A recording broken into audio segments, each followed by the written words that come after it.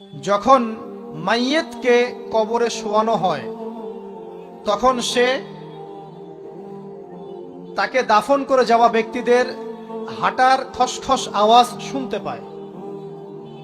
এরপরে তাকে যখন শুইয়ে দেওয়া হয়, সে যদি মুমিন ব্যক্তি হয় তাহলে তার মাথার দিকে তার সলাত এসে দাঁড়িয়ে যায়। দুনিয়াতে আপনি যে নামাজগুলো পড়েছেন, আমি যে নামাজগুলো পড়ছি, এগুলো মাথার দিকে দাঁড়িয়ে যায়। ডান দিকে চলে আসে তার সওম, সওম মানে কি? রোজা। বাম দিকে চলে আসে যাকাত, যাকাত মানে কি? যাকাতের সাথে তো আমরা পরিচিত নই। আমরা ওই যে রাস্তাঘাটে যে দান খয়রাত গুলো উঠানো হয়, এগুলোর সাথে খুব পরিচিত, তাই না?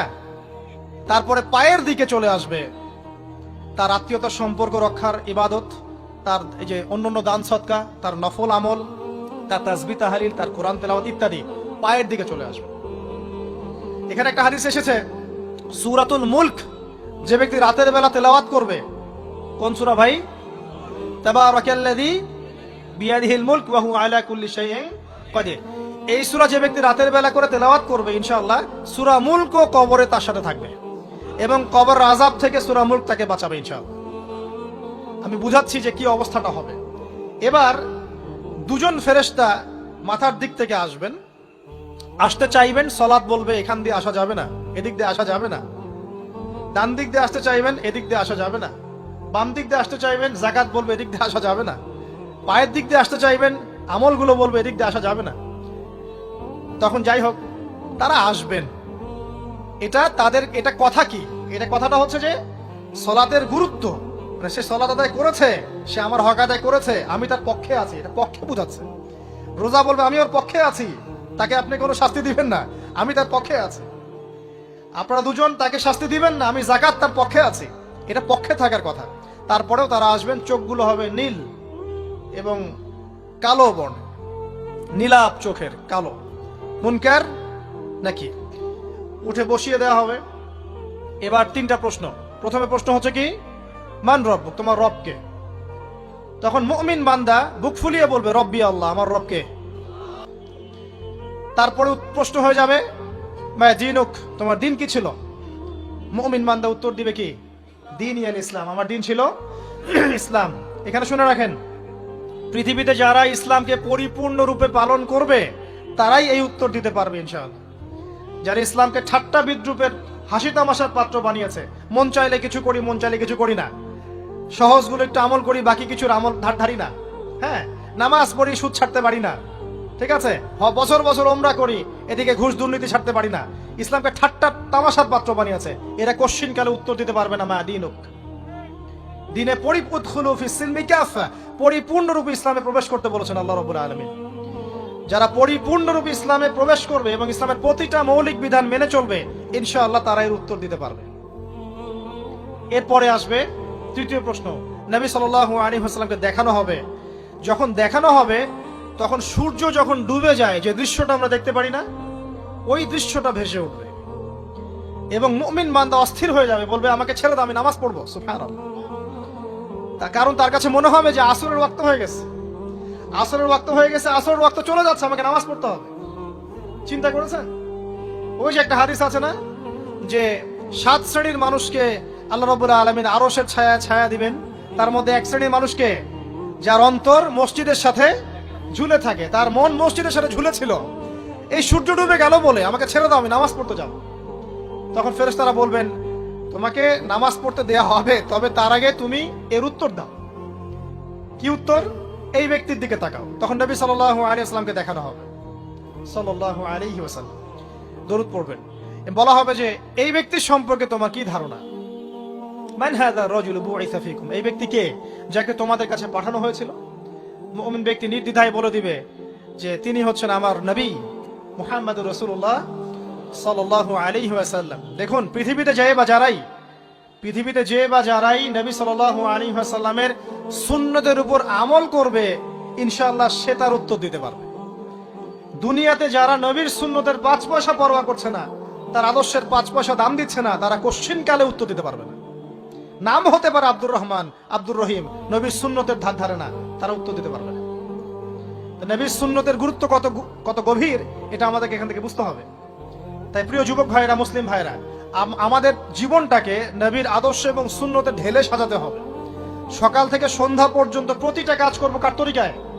রাসূলের তরিকা। নামাজ পড়বো তার তরিকায়, রোজা, সিয়াম, হজ, জাকাত, আমল, মুআমালাত, আখলাক সব কার তরিকায়?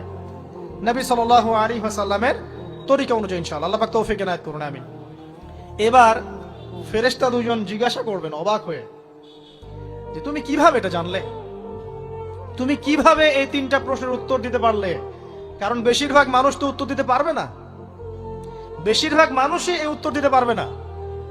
কারণ কিয়ামতের মাঠে 1999 জন মানুষ জাহান্নামে যাবে, নাউজুবিল্লাহ। তো এটা কঠিন পরীক্ষা। আল্লাহ রাসূল সাল্লাল্লাহু আলাইহি ওয়াসাল্লাম বলেছেন যে নিশ্চয়ই তোমাদেরকে এখানে পরীক্ষায় ফেলা হবে, আর তোমরা যদি এই পরীক্ষা জেনে তোমাদের মৃতদেরকে দাফন করা থেকে বিরত না থাকতে, তাহলে আমি তোমাদেরকে শুনিয়ে দিতাম কবরে কেমন পরীক্ষা হয়। মানে যদি আমরা শুনতে পারতাম যে কবরে কেমন পরীক্ষা হয়, আমরা ভয়ে আমাদের মৃতদেরকে দাফন পর্যন্ত করতাম না। এটা নবীজি বলছেন সাল্লাল্লাহু আলাইহি ওয়াসাল্লাম। তাকে জিজ্ঞাসা করা হবে যে তুমি কিভাবে জানলে এটা? বেশিরভাগ মানুষ তো পারে না উত্তর দিতে। তখন সেই ব্যক্তি বলে বসবে, সেই ব্যক্তি বলবে যে করাতু কিতাব আল্লাহ, আমি আল্লাহর কিতাব এই কোরআন পড়েছি। মুমিন বলবে আমি আল্লাহর কোরআন পড়েছি, ফাআমানতু বিহি, আমি এর উপর ঈমান এনেছিলাম, ওয়া সাদ্দাকতু, এবং সত্যায়ন করেছিলাম। সুবহানাল্লাহ। অতএব দুনিয়াতে যারা দ্বীনের জ্ঞান অর্জন করছে না, কোরআন পড়ছে না, হাদিস পড়ছে না, পড়াশোনার চেষ্টা করছে না, জানার চেষ্টা করছে না, কবরে পাওয়ার ডিফিকাল্ট আছে। এটা একটা অন্যতম প্রশ্ন। আমরা কিন্তু মনে করি তিনটা প্রশ্ন হচ্ছে, আসলে প্রশ্ন হচ্ছে কয়টা? চারটা। তিনটার পরে আরো একটা এক্সট্রা। কিভাবে জানলে? তখন উত্তর দিচ্ছে আমি আল্লাহর কিতাব পড়েছি, ঈমান এনেছি, সত্যায়ন করেছি। সুবহানাল্লাহ। নবী সাল্লাল্লাহু আলাইহি ওয়াসাল্লাম হাদিসের পরের অংশে বলছেন যে যখন কাফের বান্দাকে উঠানো হবে, তখন ডানেও কিছু নাই, বামেও কিছু নাই, সামনে পিছনে কিচ্ছু নাই। মাথার দিক থেকে ফেরেশতারা চলে আসবেন, উঠিয়ে বসানো হবে, প্রশ্ন করা হবে কে তোমার রব? একটাই উত্তর, লা আদরি, আমি জানি না। নাউজুবিল্লাহ। কি তোমার দিন? লা আদরি, আমি জানি না। এই যে আল্লাহর তো খবর নাই, আল্লাহ পাকের বিধান মেনে চলার কোনো খবরই নাই, পরোয়াই নাই। সে জানবে কিভাবে ইসলাম কি জিনিস? সে জানবে কিভাবে আল্লাহ কি জিনিস? ও তো আল্লাহকে চিনেই না। দিব্যি বলে বেড়াচ্ছে মহাবিশ্ব সৃষ্টি হয়েছে বিগ ব্যাং থেকে, আল্লাহ বলে কেউ নাই। মানুষ সৃষ্টি হয়েছে বান্দর থেকে, নাউজুবিল্লাহ। কিভাবে উত্তর দিবে? মান রব্বুক। 3 নাম্বার প্রশ্ন যখন করা হবে, এই ব্যক্তিকে দেখো দেখি, সে বলবে যে আমি জানি না এই ব্যক্তিকে, তবে শুনেছিলাম, মানুষের মুখে শুনেছিলাম, মানুষ যা বলতো আমি তাই বলতাম। মানে সে রাসূল সাল্লাল্লাহু আলাইহি ওয়াসাল্লামের নাম শুনেছিল হয়তোবা, কিন্তু তার সুন্নত বা আদর্শ কখনো মেনে চলে নাই, পারল না। এবার জান্নাতি ব্যক্তি হলে কি হতো? ওই যে সূর্য ডুবছিল যেখানে, তার দৃষ্টির সীমা পর্যন্ত কবরকে প্রশস্ত করে দেয়া হতো, এবং জান্নাতের একটা দরজা তার কবরে খুলে দেয়া হতো। এটা কিভাবে করা হবে সেটা আল্লাহ পাক জানেন। এটার ব্যাখ্যা করার জ্ঞান আল্লাহ আমাদেরকে দেন নাই। যেই মানুষের ক্ষুদ্র জ্ঞানে মানুষ ব্যাকটেরিয়া, ভাইরাস নিয়ে গবেষণা করতে হিমশিম খেয়ে যায়, সে মহাবিশ্বের স্রষ্টা নিয়ে কিভাবে গবেষণা করবে? আল্লাহ পাকের অসীম জ্ঞানের সামনে আমার জ্ঞান কি? খুবই ক্ষুদ্র। একটা হাদিসে এসেছে বুখারী শরীফের মধ্যে, যে একটা মহাসমুদ্রের মধ্যে যদি একটা পাখি 1 ফোঁটা পানি উঠিয়ে নিয়ে যায়, ওই 1 ফোঁটা পানি হচ্ছে মহাবিশ্বের জ্ঞান, আর বাকি পুরো মহাসাগর হচ্ছে আল্লাহ পাকের জ্ঞান। তো আমরা এই ক্ষুদ্র জ্ঞানের মানুষ হয়ে আল্লাহর জ্ঞানকে কেমন করে পেনিট্রেট করতে পারি?